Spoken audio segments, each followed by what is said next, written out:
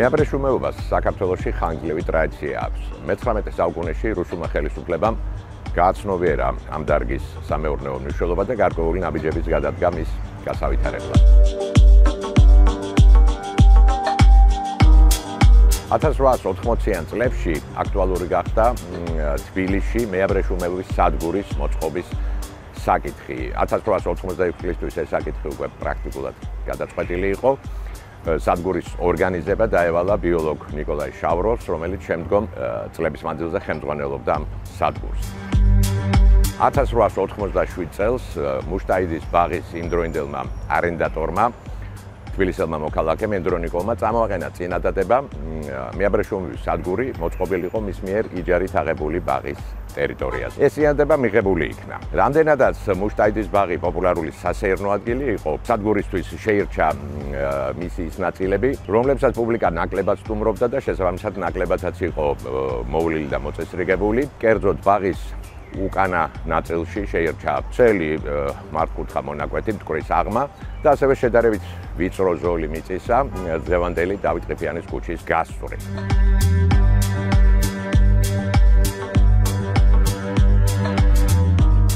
მთავარი შენობა სადგურისა უნდა აშენებულიყო ბაღის, მუშტაიდის ბაღის შესასვლელის მახლობლად. მისი პროექტი ჯერ კიდევ 1886 წელს შეადგინა ცნობილმა თბილისელმა არქიტექტორმა ალბერტ ზალცმანმა. ეს პროექტი შესათანხმებლად გაიგზავნა მოსკოვში მეაბრეშუმეობის კომიტეტში. იქ საჭიროდ ჩათვალეს უფრო მასშტაბური პროექტის გაკეთება, თვითონ მოამზადეს და უკან გადმოგზავნეს თბილისში. მოსკოვური პროექტი შერჩეული ადგილისთვის ართლად ესე მოსახერხებელი აღმოჩნდა, საჭირო გახდა მისი გადამუშავება, გადაკეთება. ეს სამუშაო შეასრულა თბილისში მოღვაწე პოლონელმა არქიტექტორმა ალექსანდრ შიმკევიჩმა ნიკოლაი შავროვის დახმარებით. ახალი პროექტი უფრო მასშტაბური იყო, ის ითვალისწინებდა არა მხოლოდ მთავარ შენობას, არამედ 10-ზე მეტ დამხმარე ნაგებობასაც, რომლებიც მთელ სადგურის ტერიტორიაზე უნდა ყოფილიყო განლაგებული. სადგურის მშენებლობა მიმდინარეობდა 1887-1894 წლებში. დამხმარე ნაგებობების უმეტესობა ხისა იყო და ისინი არ შემორჩენილა. გადარჩა მხოლოდ მომსახურე პერსონალის სახლი, რომელიც ქუჩის გადაღმა დგას, მაგრამ ძლიერ სახეშეცვლილია და რასთავარია გადარჩა სადგურის მთავარი შენობა, რომელიც ამჟამად აბრეშუმის მუზეუმს უკავია.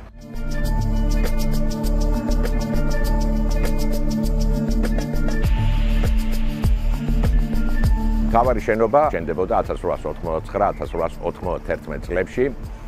ის ორსართულიანია, დგას მაღალ ცოკოლზე. მთავარი ფასადი დანაწევრებული არის 3 რიზალიტით, სიმეტრიულად განლაგებული რიზალიტებით. კიდურა რიზალიტები უფრო ვიწროა, შუა მათზე ორჯერ განიერი. ამ შუა რიზალიტის წინ დგას შესასვლელი პორტიკი. ზოგადად ამ შენობის არქიტექტურა ეწერება მე-19 საუკუნის მეორე ნახევრის ეკლექტიზმის ფარგლებში, თუმცა მას ერთგვარად ესეთ ეგზოტიკური იერზენს ნეორუსული არქიტექტურული სტილიდან გადმოღებული ცალკეული ელემენტები, როგორიც არის პირველი სართულის ფანჯრების სამყურა თაღები, მეორე სართულის ფანჯრების თავზე გაკეთებული მუზარედისებრი თაღები და პორტიკის შეკიდული ორთაღები. ასევე გარკვეული ხატრული ეფექტის მატარებელია აგურის შეულესავი წითელი ფერის კედლისა და შელესილი სხვა არქიტექტურული ელემენტების კონტრასტი. აბრეშუმეობის სადგურის მთავარმა შენობამ, ანუ დღევანდელმა აბრეშუმის მუზეუმმა, თითქმის თავდაპირველი სახით მოატანა ჩვენ დრომდე, მცირეოდენ არის შეცვლილი მხოლოდ მისი სახურავის ფორმა.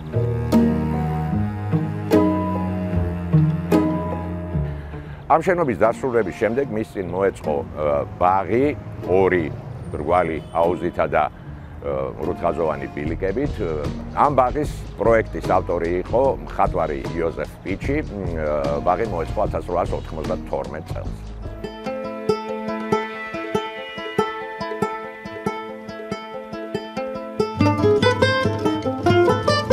შენობის ინტერიერში განსაკუთრებით არის აღსანიშნავი მისი ვესტიბიულის გაფორმება ორსავე სართულზე. ის კედლები აქ დანაწევრებული არის იონიური ორდერის პილასტრებით. და განსაკუთრებით საინტერესოა, რომ დეკორში ჩართული არის მეაბრეშუმების თემასთან დაკავშირებული მოტივები, როგორც არის ამ აბრეშუმის ჭიის და მემების გამოსახულება.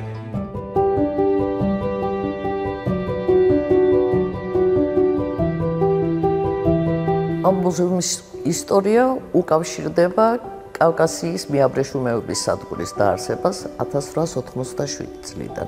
ამ შენობის საძირკველი გაიჭრა 1889 წლის 9 ოქტომბერს და ჩვენი რეაბილიტაციო სამუშაოების შემდეგ ჩვენი გახსნაც დავამტყუეთ ზუსტად ამ სიმბოლურ თარიღს.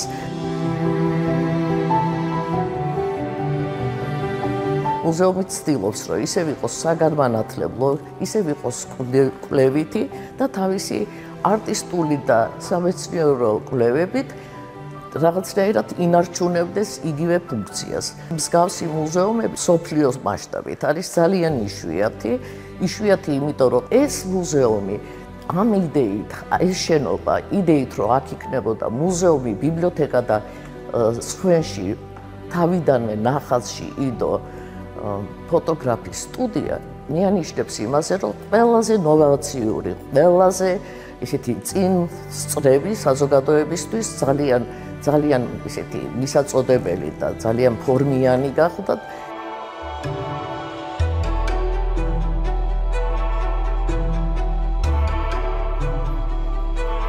კავკასიის მეაბრეშუმეობის სადგური უნდა აღნიშნოთ, რომ აზიარებდა თითქოს ამ ცოდნას, რომელიც ევროპაში უკვე იყო და შეიძლება ნაკლებობა იყო იმ დროის კავკასიაშიც, რუსეთშიც, იმიტომ რომ ცნობილია ეს ფაქტი, რომ თანამშრომლობდნენ ლუი პასტერის სადგურთან, რომლებიც პრევენციულ ღონისძიებებს ისევ აბრეშუმის ჭიის ჯანმრთელობისთვის თუ ის ჯანსაღი მდგომარეობისთვის აკეთებდა ძალიან დიდ შრომებს. დაახლოებით 70-80% არის კავკასიაში შეგროვებული და ძალიან ესევე საკმაოდ მსუყე მასალა არის ევროპული ქვეყნებიდან შემოტანილი. ეს სადგურის დაარსების შემდეგ მეცნიერება, როგორც მეთუთეობა და მეცნიერება, როგორც მეაბრეშუმეობა ყალიბდება მხოლოდ ამის შემდეგ. ჩვენ ვაკავშირებთ მე-19 საუკუნიდან, ანუ 3 საუკუნეში მოძრაობთ, ხო? მე-19, მე-20 და 21-ში ვართ,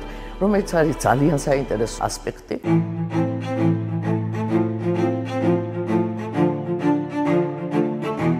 საერთაშორისო ურთიერთობები აბრეშუმის სახელმწიფო მუზეუმისთვის იმთავითვე ძალიან მნიშვნელოვანი იყო. მე-19 საუკუნის ბოლოს აქ არსებული კოლექციები 60-მდე ქვეყნიდან არის შემოსული და შესაბამისად ეს დღესაც ძალიან აქტუალური საკითხია ჩვენთვის და თანამედროვე რეალობაშიც აი ამ თანამშრომლობებს, ასე ვთქვათ, როგორც სახელოვნებო, ისე კვლევითი მიმართულებით მივყვებით, ვაზიარებთ არსებულ ცოდნას არაქნე, ასეთი სახელწოდებით.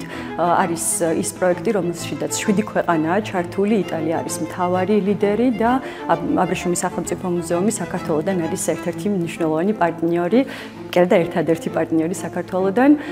გვაქვს სხვადასხვა საგანმანათლებლო მიმართულებით დაგეგმილი აქტივობები, მაგრამ წლის ბოლომდე მაყურებელს რაც შეუძლია, რომ ამ პროექტის ფარგლებში ნახოს აბრეშუმის მუზეუმში არის დროებითი გამოფენა, რომელსაც ასე ეწოდება აბრეშუმის ქრონიკები პადუადან საბჭოთა კავშირამდე. აქამდე ექსპოზიციაში არაწარდგენილ კოლექციას წარმოვადგენთ. ახლა ამ დროებითი გამოფენის ფარგლებში ეს არის ინფოგრაფიკა, უნიკალური ნიმუშები პადუას მეაბრეშუმეობის სადგურის არქივიდან, რომელიც ჩვენს არქივშიც აღმოჩნდა და მოიცავს როგორც აბრეშუმის ჭიის ბიოლოგიას, მის დაავადებებს და შემდგომ ეს საკითხი განივრცობა საბჭოთა პერიოდთანაც ვაკავშირებთ, იმიტომ რომ ასევე საინტერესო სააგიტაციო პოსტერები გვაქვს.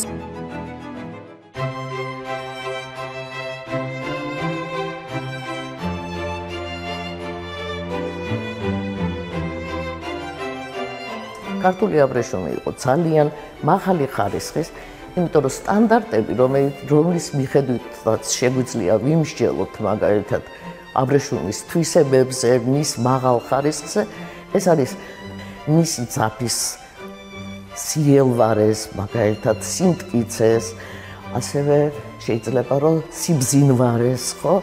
ისეთი ლამაზი სიტყვებია ამის მახასიათებელი. რომ დღეს მოგენატრება ნამდვილად და ყველაზე კარგი და ჩემთვის დასამახსოვრებელი იყო, როდესაც ხმის, ანუ ქსოვილის ცოტა მოძრაობაში მოყვანის დროს მას აქვს ხმაც კი. და ეს არის ძალიან მომხიბვლელი, რომ ყველა აბსტრაქცია, რაც კი შეგვიძლია წარმოვიდგინოთ, უნდა ახასიათებდეს აი ამ არაჩვეულებრივი შრომის შედეგად მიღებულ ძაბს და ქართული აბრეშუმი პასუხობდა ზუსტად აი ამ თემას.